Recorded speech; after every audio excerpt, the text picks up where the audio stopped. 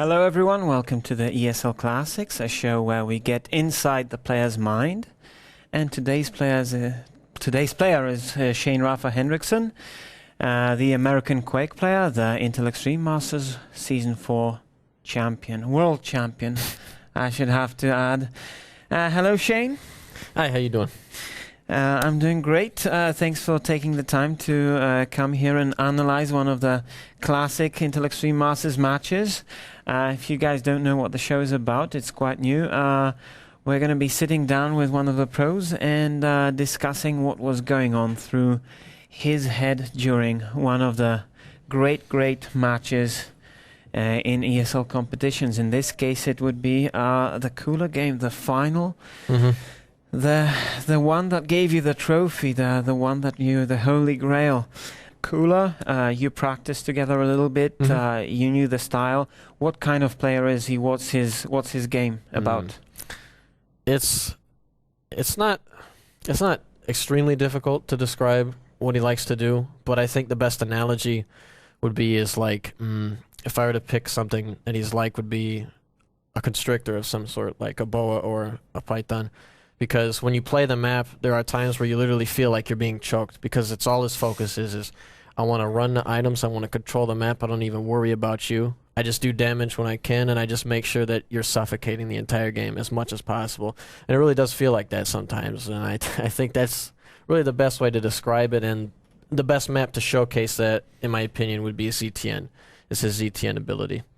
Okay, well, you didn't get to play ZTN. No, you didn't get that far. You played T7. You won 2-1. Then T9, his flagship map, kind of. You won that 5-6 in a narrow game, rather narrow. Very close.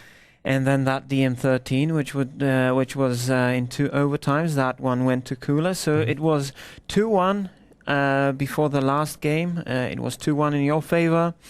The game coming up was DM6, and that's the game we're going to be focusing on. What was your plan for DM6? What kind of map is it? How is it supposed to be played? And how would you play it against Cooler? Well, I mean, the map is very hard to play out of control. I say probably the toughest out of them all, because there's only 3 major items. On pretty much every other map, there's 4. So it can be on that map pretty easy to control 3 at a time. And on the other maps, they can control 3, but the 1 is left up. So you have a chance to get him back in control quicker. And this map's a lot about cutting off, because you can move around the map so quickly. You get to positions where you can catch your opponent going, to a lesser item when you have control, with some nice LG or some good rockets and whatnot. And rail is very important on this map. So I knew that, he's not very much of a rail player, but the rails that he does hit are very crucial, because he just takes rails that he knows if he misses, it's no problem. And he doesn't gamble with them. So I just knew going into the match that he was going to try to control the map, like I said, every other one. Just try to constrict me and make sure I didn't do anything. And that's exactly what happened, and I had to dig myself out of an enormous hole. Let's take a look at it. Fire away the demo. Intel Extreme Masters World Championship Final, Rapha versus Cooler, map number 4, the map that would bring Rapha the World Championship title in the Intel Extreme Masters. Fight. Here, the spawn normally is okay. You can get to the Mega fast enough, and depending on where you hear them, you can run away. So obviously he went to rockets. He's going to try to go to red area and get the rail or some. So I was like, fine, I'll get LG. I've got 2 good weapons, and I got the yellow armor. But then here is the problem. He came up the bridge, fired 2 rockets at the perfect spot. 1,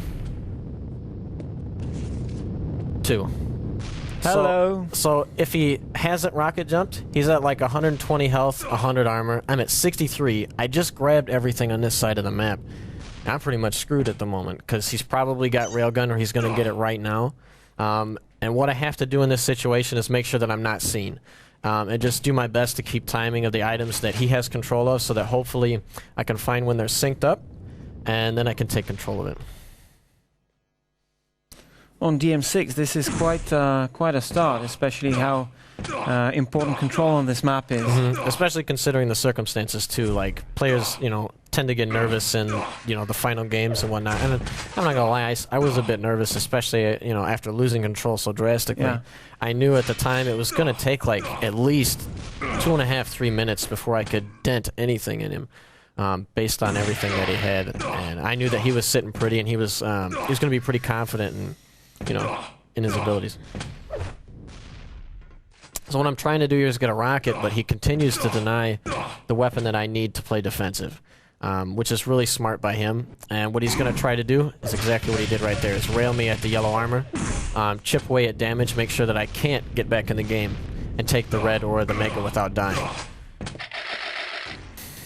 So here I'm in a peculiar situation. I'm stuck back here by the shards. He's at mega. Red is going to come up, but he's got so much health and armor he can bully me off, which is exactly what he did there. And if I stayed with the fight, I'd have died. So all I'm trying to do here is just juke my way around him, have him go get red or whatnot, and then go back and hopefully get this yellow untouched. Yeah.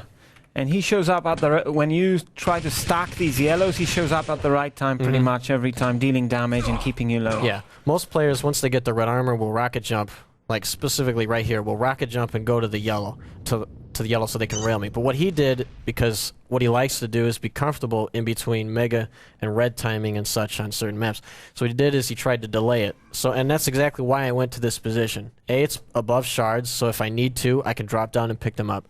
And B, I saw him take the red armor without taking any damage. So I know it's going to come up at 58 because he grabbed it between 32 and 33. And I know the mega time. So my objective now is to, again, not take any damage, and hopefully what I can do is get the rocket launcher and delay him at the mega, and then I can go get the red. That's what I'm going to try to do anyway. See, right now he just picked up the mega at 25, so I figure he'll go to the red. But he doesn't, and he rails me instead, which is a really good read by him. So now it just knocked down my control again. If that hadn't happened, I probably within the next 30 seconds would have been able to make a move and start shifting the control in my favor.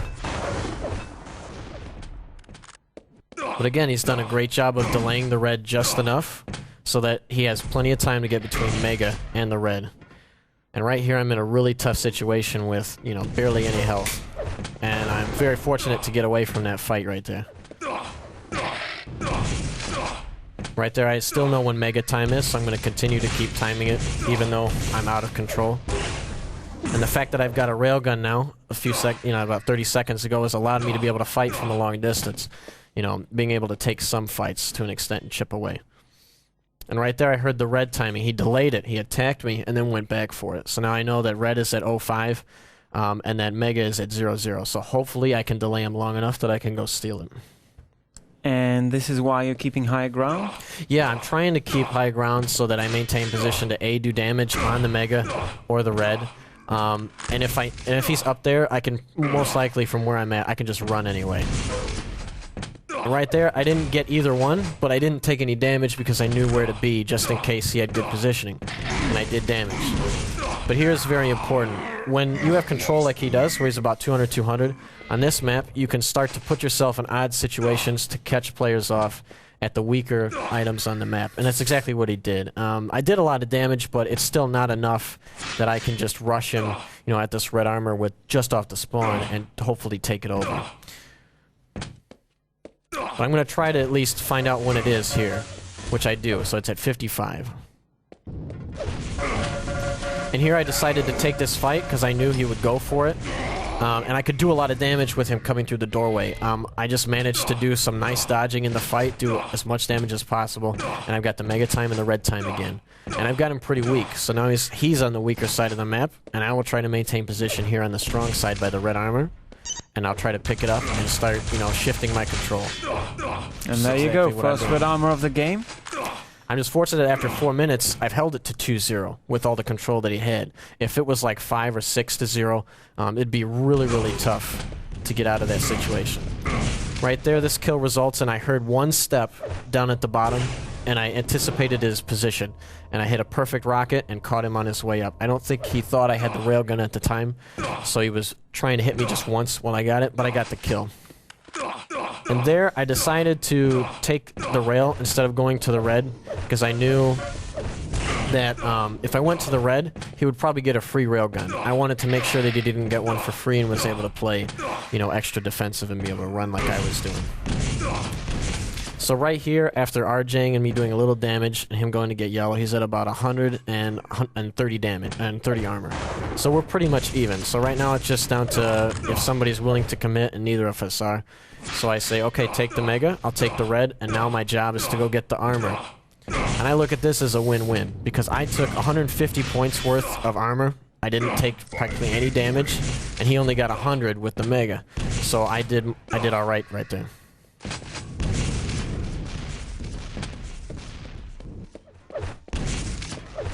He came up those stairs at the perfect time to establish position and say, if you want to fight, you're going to die. So I said, okay, I'll just run away.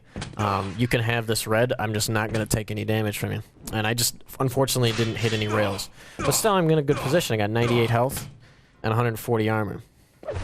And here's very important, because I knew, like, based off his exit there, he grabbed the mega at about 25. So I know that at 600, that the next mega is going to come up. So I know when this red is going to come up. My job is to do damage, and try to get him to grab it as close to 0-0 as possible. Which is exactly what I did. He just managed to hit a great rail. If he didn't hit that rail, I'd be in perfect position to do anything. And right here, I have no idea how he got to that position so quickly. I figured, you know, anybody else that I play never gets to that point fast enough that they can rail again from how that happened. You know, he hit an amazing shot and crippled me. So now I've got to find some way to delay him at this mega, because I know if he gets this and the red, I got another 2 to 3 minutes to wait and I'm down 1. So I had to do something here. And right there, I delayed him by 2 seconds, which gives me enough time to get up the stairs, grab the armor during the fight, and leave. Right here, I knew he was going to come out, so I rocketed. And I was just fortunate that he landed over there. And I managed to pick up the kill with the shotgun. So now it's tied. And I am pretty weak, but I know this yellow's going to come up because I'm coming over here. I'm going to force him to spawn somewhere else on the map. And here, I don't know how that rail missed. If it hit, I would have gotten this next kill probably within the next 20 seconds. No problem whatsoever. But here I know, okay, he knows when it's coming up, so he's probably going to come with LG, because he's got shards as well. So he's at about 120 and 25. But I've got the stack still. So I hit a good first rocket, now it's time to do a battle. And I pull it off, and now I have control. Even if I don't get this mega, which is about to come up, it's okay. I've got health, and I'm about to pick up the other armor. And he does steal the mega. Yep, he stole it. So I know when it comes up at 13. But now I've got both armors. He's at 200 health, but I still have more. So as long as I maintain position, I don't take damage, I can keep running because I have the lead now. And the reason why I waited above Mega is because he had good position with LG. I would have taken too much damage. So what I was trying to do is wait and see if he went up the jump pad to rockets. I could have railed him and done free damage. But he didn't do it, so now he's in good position to get this red. And I somehow miss all 3 railguns. So right now he's at about 200, 100. But still, I'm at 100, 200. So it's just flipped. We've got equal control. Now it's just, I need to make sure I don't make mistakes. But I know when Mega is coming up, so I maintain position up here at the rockets, because I knew he would go get it to get the full stack that he needed, since he needed to come back by 1. And now you have the chance to do damage at red. Yep, absolutely.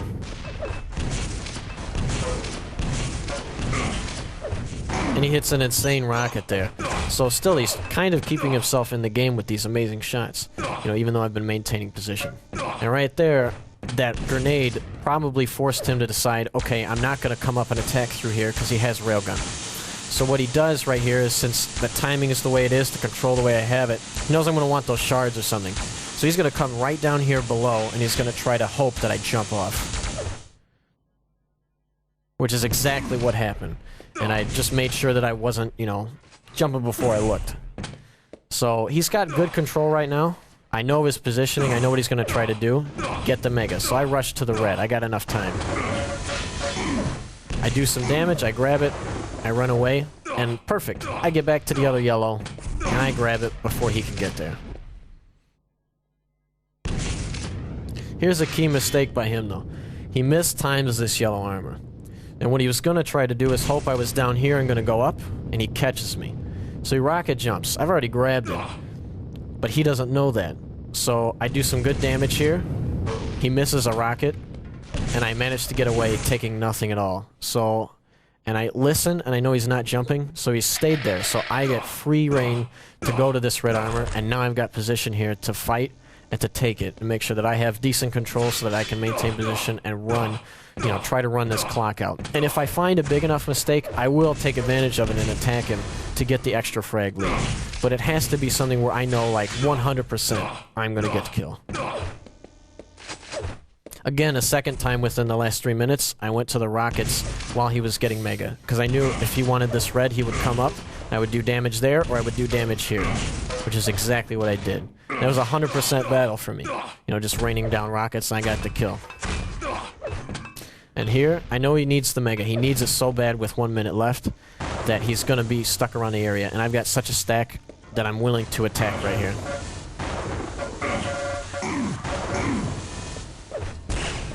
And I didn't kill him, but it doesn't matter because there's like another 7 to 8 seconds before red is.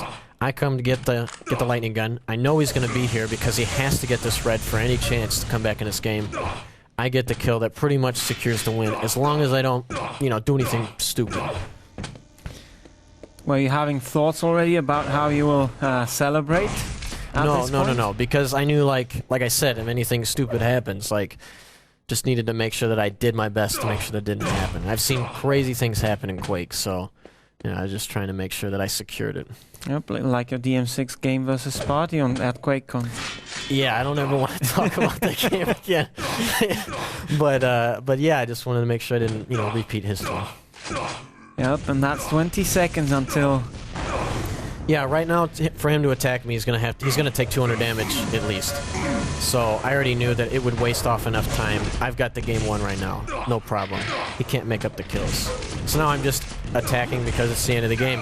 He will get the frag, but it will end 5-3, and Rapha is the champion of the Intel Extreme Masters Season 4 here for Quake Live. What a fantastic game we saw there.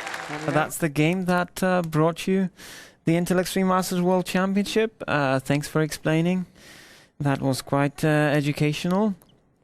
And, well, guys, if you enjoyed it, make sure to like these videos on Facebook. Make sure that your friends see them. And hopefully we will come back more with these ESL Classics. Just one last thing I'd like to say is thanks for having me on the show. And a game like this wouldn't be as good as it was if it wasn't for the opponent that was across from me. So these games don't mean anything unless the other opponent is as good as you or better. Yep, and no doubt in Intel Extreme Masters Season 5 we will have a lot more games to talk about like that. I hope so. A lot more interesting situations to analyze. Thank you very much for your feedback, for your insight, for your knowledge. And, well, what else is there to say? We're signing off. Carmack and Rapha, thank you very much.